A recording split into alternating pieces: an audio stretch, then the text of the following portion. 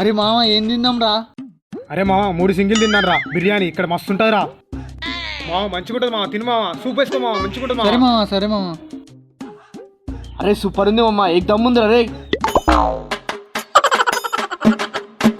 అరే మామ నాది అయిపోయింది రా చేయగాడు కూర్చుంటా. ఏడికి రా పోయేది? బట్సునే ఆడ పెట్టిపో. సరే మామ ఈడ పెడుతున్నా చూడరా.